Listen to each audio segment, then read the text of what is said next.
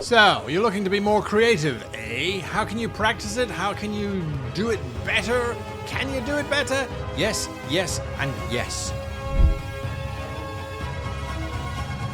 Hello, welcome to this week's episode of How to Be a Great GM. My name is Guy. Of course, it hasn't changed yet. I don't think it's ever going to change. And we're talking about how to be more creative. This is a quick session. This is a quickie. This is something that you can watch, absorb, put into practice, and do at home or at work or whilst driving or whilst flying an airplane or whatever it is that you do whilst you do. You do. I think. Anyway, this is how to be creative. Step number one, take your idea. We all have ideas. Something will pop into your head and you're like, oh, what about for my next game? What if the players were investigating a missing child? Oh, sure. Okay, that's a great idea.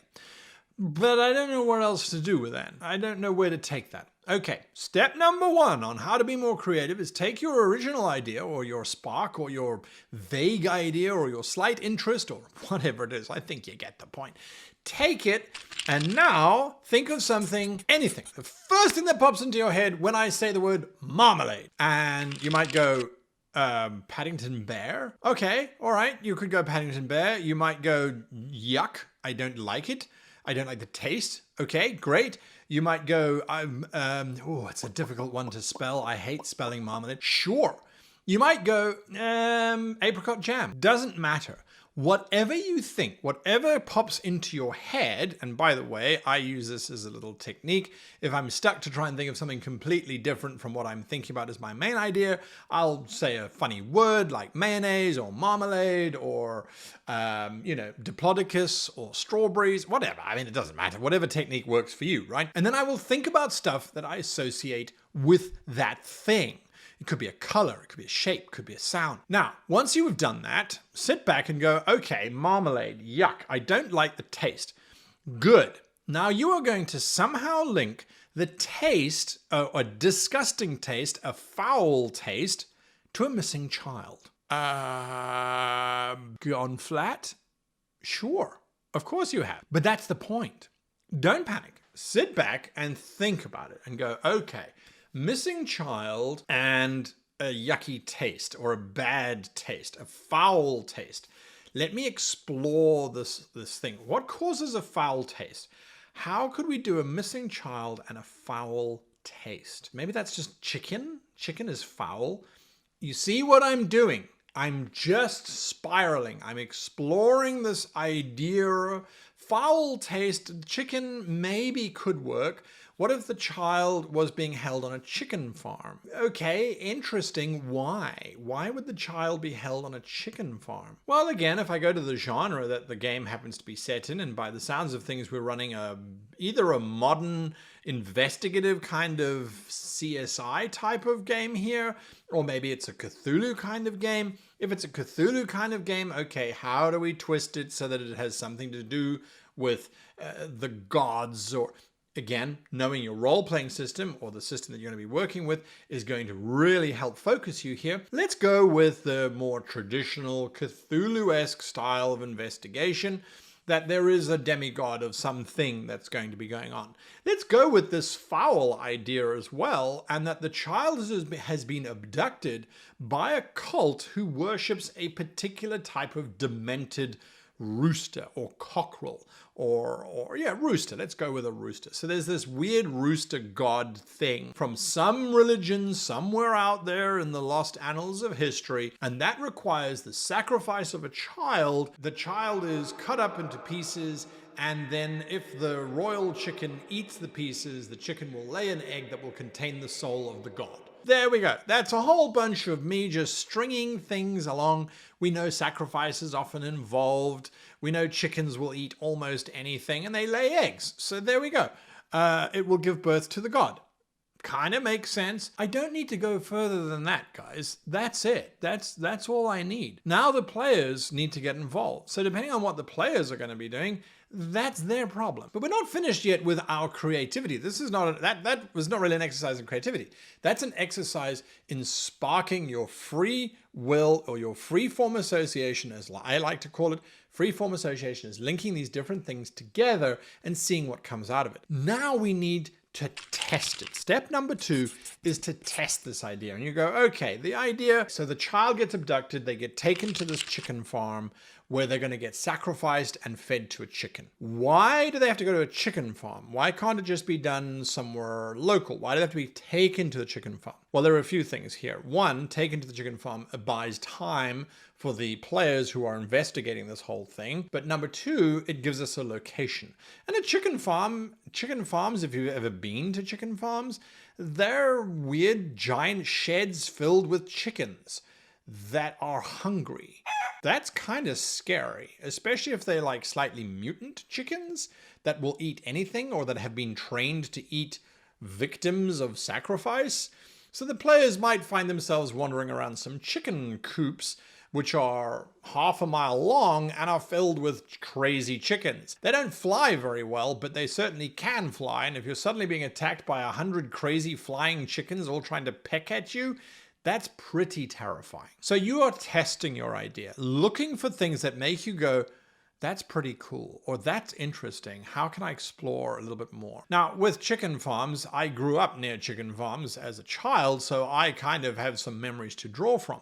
If you don't, go do some research. Chicken farm. What happens on a chicken farm? Frequently, I find myself turning to Google going, hey, Google, who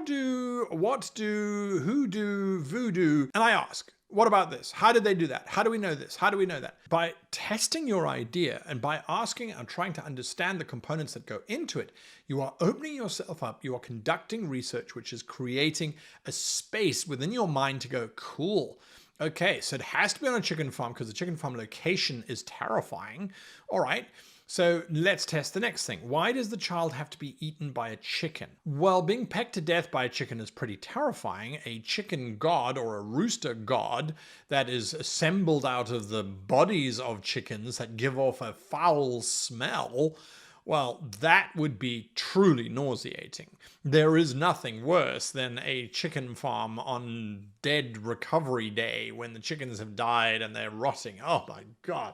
It was the worst aroma you could possibly imagine. But what if those chickens were thrown into a large pit and left to juicify? Ugh. Remember we went with the yuck response to marmalade? Well, now we have passageways that the player characters may get thrown into that are filled with rotting, dissolving, dead chickens. I'm sorry if this has made you nauseous. It's made me very nauseous. I don't know where this has gone. Damn you, Cthulhu! So we test, and we test, and we test. We go, that's disgusting. That's revolting. Okay, perfect. We'll do that. So chicken farm it is. The chicken has to eat the child because it's ironic, right? Okay, great. The egg being laid, what can we do with the egg being laid?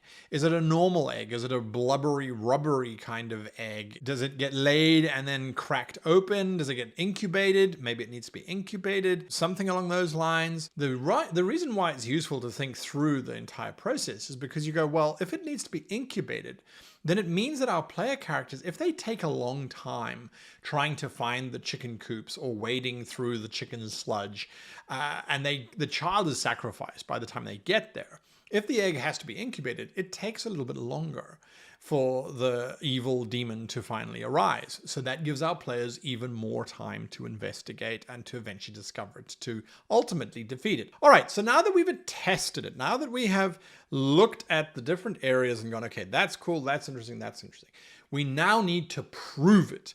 We now need to go, okay, this is why. There should be some kind of reason. Perhaps the child is known to one of the chicken farm workers.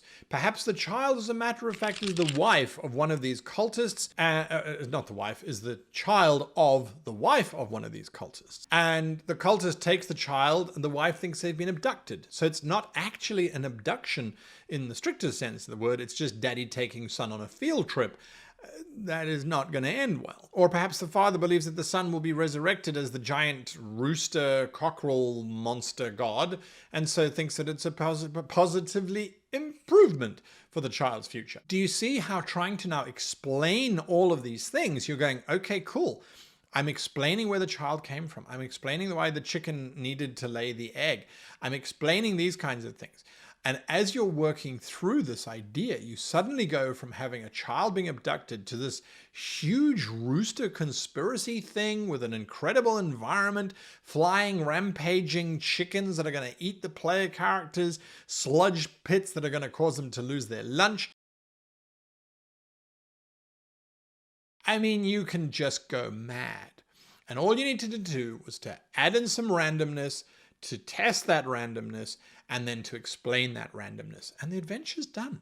It's written itself. We now start with the player characters being contacted by this distraught mother who says her son's gone missing, and a weird father who acts odd, smells of dead chicken, and is elusive of the player characters and will prevent them from following directions.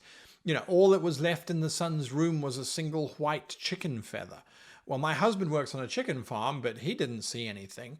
Okay, well, then that'll get us to the chicken farm. Folks, that's creativity at its simplest, and you can practice it on a regular basis. I wish you the best of luck. If you found this video inspirational or motivational in any way, shape, or form, hit that like button or the subscribe button if you're not already a subscriber. Let us know that what we're doing is, well, something that you find useful and that we should carry on doing it. Until next time, a massive thank you to our patrons who keep the channel running, and to you for watching all the way through until the end. Until next time, happy gaming.